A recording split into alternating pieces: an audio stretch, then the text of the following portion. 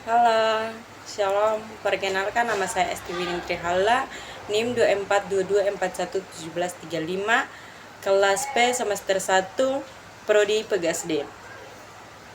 Saya akan membacakan mengenai materi tumbuh-tumbuhan.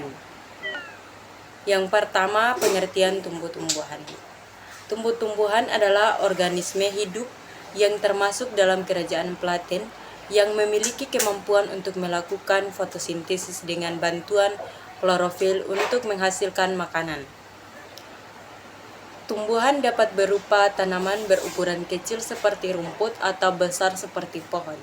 Tumbuhan juga bersifat autotrof, artinya mereka dapat memproduksi makanan sendiri. Yang kedua, ciri-ciri tumbuhan. Tumbuhan memiliki beberapa ciri khas, antara lain adalah memiliki klorofil. Klorofil memungkinkan tumbuhan untuk melakukan fotosintesis. Yang kedua, melakukan fotosintesis.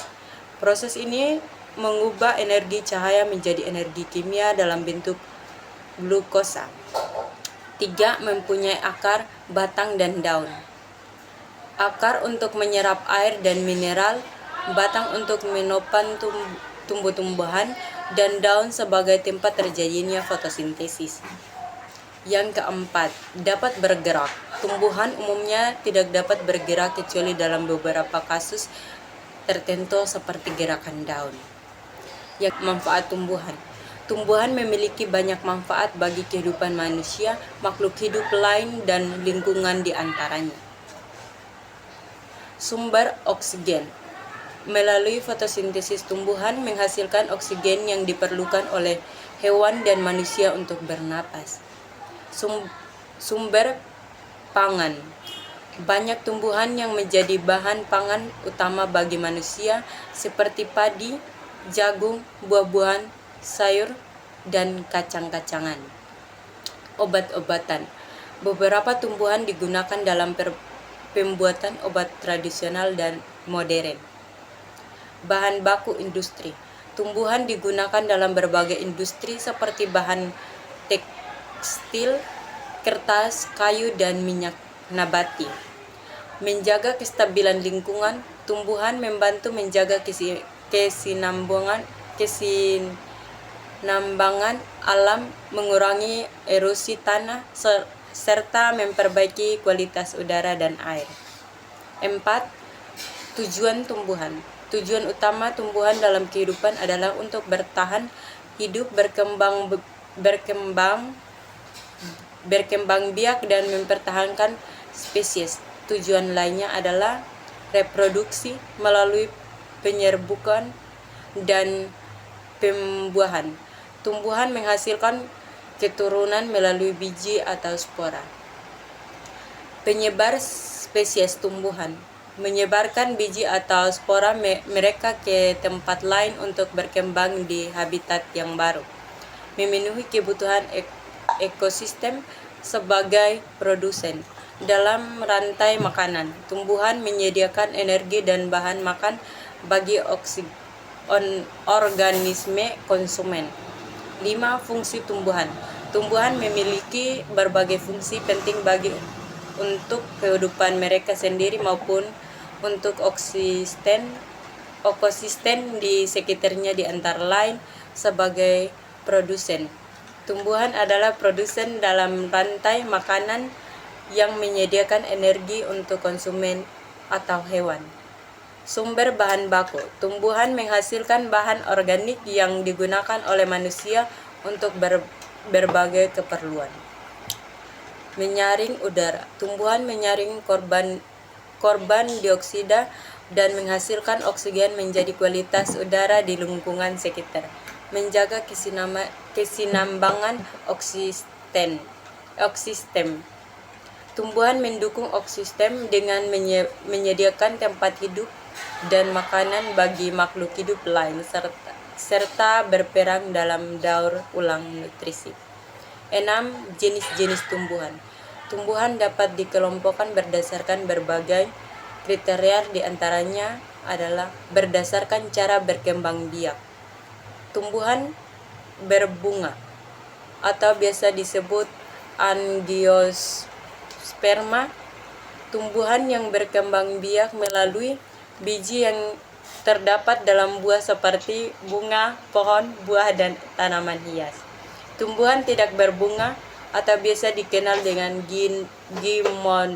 gimnosperma, tumbuhan yang berkembang biak melalui biji yang terbuka seperti pinus dan cermin.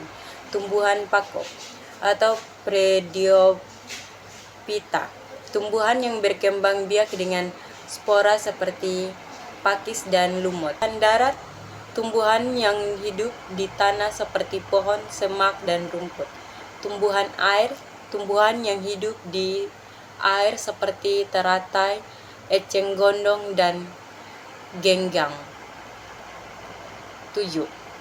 Proses fotosintesis pada tumbuhan. Fotosintesis adalah proses penting bagi tumbuhan untuk menghasilkan makanan. Proses ini berlangsung di daun yang mengandung klorofil dan terjadinya dengan langkah-langkah berikut. Penyebar cahaya matahari oleh klorofil di daun. 2. Pengambilan air melalui akar yang disalurkan ke daun. 3. Penyerapan karbon dioksida dari udara melalui stomata atau biasa disebut dengan pori-pori pada daun. 4.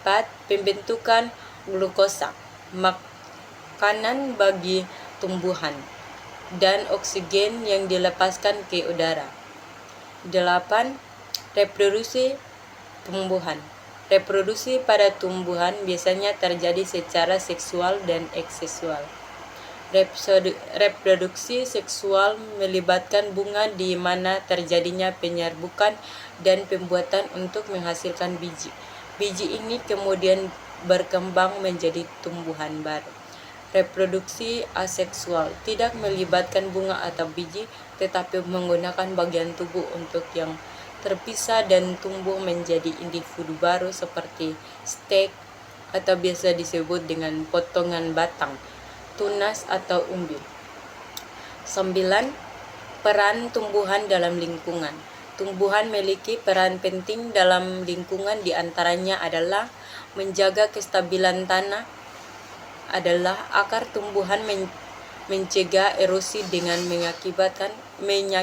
mengikat tanah.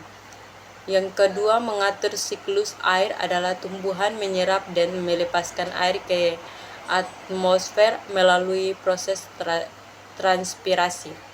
Yang ketiga, memelihara kesinambungan karbon, adalah tumbuhan yang menyerap karbon dioksida selama fotosintesis dan mengurangi jumlah gas rumah kaca di atmosfer. Yang ke-10, contoh tumbuhan. Beberapa contoh tumbuhan yang umumnya ditemukan adalah tumbuhan padi sebagai sumber utama bagi banyak negara. Pohon jati digunakan untuk bahan bangunan. Bunga matahari dikenal dengan biji yang digunakan dalam industri makanan. Pohon pinus salah satu tumbuhan gimnosperma yang sering digunakan untuk produk kayu. Baik, sekian dari hasil presentasi saya. Saya ucapkan terima kasih.